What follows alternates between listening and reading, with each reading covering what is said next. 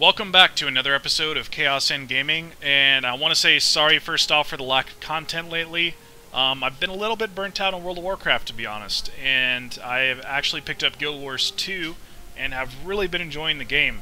I've tried all of the supposed WoW killers, Warhammer Online, Rift, tons of others, and I would say Guild Wars 2 is by far the closest I've come to actually having a game that I enjoy more than World of Warcraft. I've only just started the game and I'm still a noob at it, so I really can't say one is better than the other yet, but I'll see once I get to the end game of Guild Wars 2 and I'll find out. Now, you gotta compare apples to apples. This is the first release of Guild Wars 2, there's no expansions, so I'm sure the end game content is probably a little lacking, but I'm actually enjoying just the questing of it, and later on in the video I'm going to show you what I enjoy about the game so far. Right off the bat, one of the main things I like about this game is the level of character customization. There's so many options you can choose from. In this video clip you'll see me choosing and going through the different options that you can customize on your character. Zeke will go with probably this one. And tattoos is my favorite part. I want it to be blue like their traditional Celtic style. And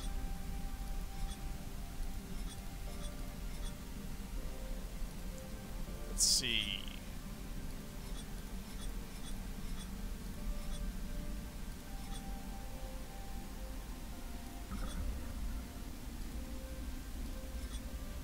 I think that one looks pretty sweet. Go to head options. That guy looks pretty mad. You mad, bruh?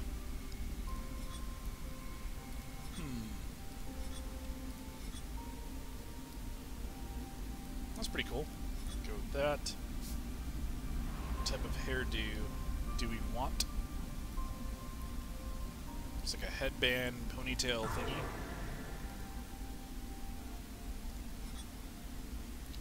There's bald, kind of like a mullet.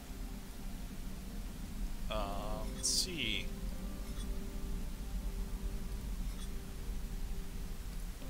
You know, let's go with the headband. I'm liking the headband. It's pretty sweet. And one of the best parts is the beard.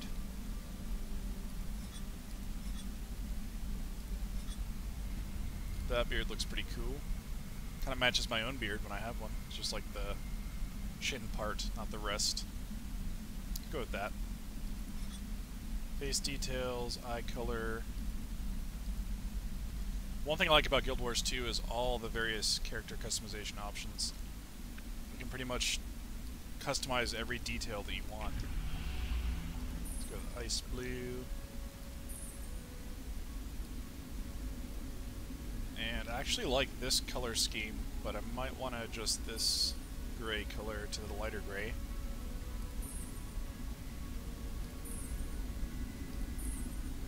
Kind of don't like the sleeves, how they're blue, so actually let's go that, let's do gray on that, and then like blue accents, there we go.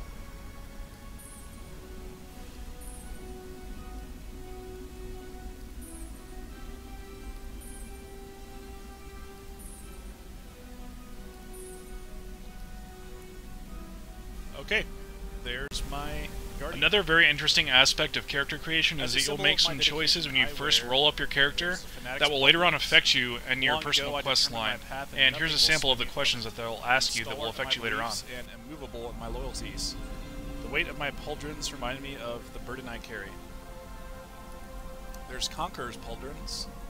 When I was young, a famed hero returning from battle stopped and gave me his pauldrons. Ever since, I've worn them as my own, and I make every attempt to live up to his legend. I too will be a conqueror.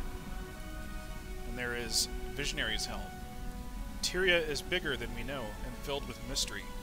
This helm is open, allowing me to see with clarity. With it, I seek out the world's greater truths that others fear to explore. Let's see. And one really awesome thing that I'm enjoying about Guild Wars 2 are all the cutscenes that you can come across when you're questing and going through your personal storyline. Another really cool thing is that when you have someone in your group they experience the cutscene as well, so they're not just standing there while you have all the fun. They're actually participating in your own personal story. We won't be able to concentrate on wind shear with them so agitated. I advise you to quickly destroy these lesser beasts first, but reserve your greatest strength for wind shear. The creatures already seem to be at each other's throats. Why don't we let them wear each other down and then clean up the survivors? Excellent strategy. That will put these poor creatures out of their misery, and let us focus our efforts on wind shear. You're learning fast. I have Bygarth's unforged steel here.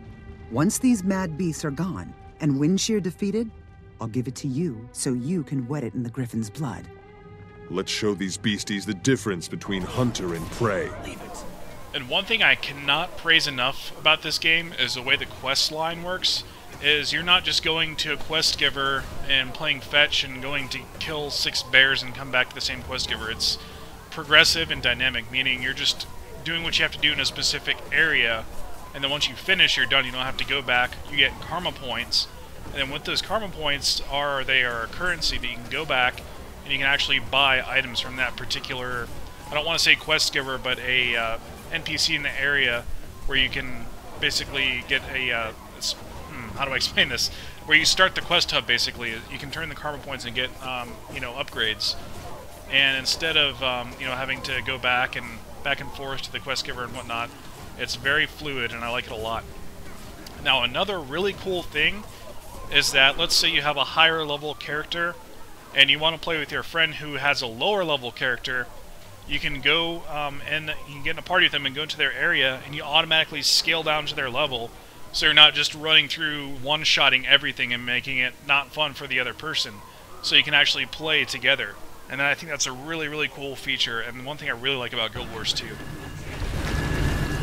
The interesting thing about the game as well is death. Now, when you die, it's not you just res at the nearest graveyard, or, you get rezzed by your friend. You're actually not quite dead when you die. And you'll see here in a minute what I'm talking about. Just wait for this gnarly beast to kill me. Okay, see there? You get a certain set of abilities when you die that can actually help you come back to life. Not only that, is your friends can actually help resurrect you or revive you while you're down, so you can come back and join the fight. And depending on what class you are, the abilities you have when you're down will change. There's a set of abilities you get when you're a warrior. My Necromancer has an ability that, drains life back into you, so you can come back and join the fight, which is another thing what I like about Necromancers is you basically never die. See here, I'm dead again, and I think this person, my fiance actually helped revive me there. This guy was a monster, which brings me to my next point, is you have basically area events and area bosses. So if you're just questing along, you'll see an orange little circle on your map, and what that is an area event, and everybody can help participate with the event. It's not something that you would normally be able to do by yourself, because it's usually, a really powerful opponent that you can't solo. So you're going to have a lot of people helping, and everybody gets credit, everybody gets loot, and it's just one more thing that I think brings people together in an MMO. And that's one thing that I can compare to World of Warcraft, where if you're in a zone questing with other people, you almost don't want them to be there. You want to be by yourself because you want to get credit, you don't want anyone else to get credit, and you want to get the loot. Here it's totally different. Now, this is by no means a full rundown of Guild Wars 2. Again, I just started playing the game, so I by no means have all of the information about the game that I can share with you. These are just my very first impressions of the game, what I've experienced so far. I know that there is a crafting system which I haven't delved much into. I haven't delved into character talent trees or anything like that. This is just basically from a completely new player's perspective of the game. And so far, I really do like it. Some other side notes about the game is there is no monthly fee at all, which I really like. It's easier on the pocketbook. You do pay for the game up front as you would any other game. The going price is $60, which is like a brand new Xbox or PS2 game or whatever. And there's no monthly fee. There is a cash store, but it is by no means a play-to-win, or pay-to-win, I should say. It's not pay-to-win at all. It's just purely aesthetics. You can get different outfits. You can get like XP potions to help you gain more experience, stuff like that. But nothing that's going to give you a huge advantage to other players who don't have the cash to buy things in the store.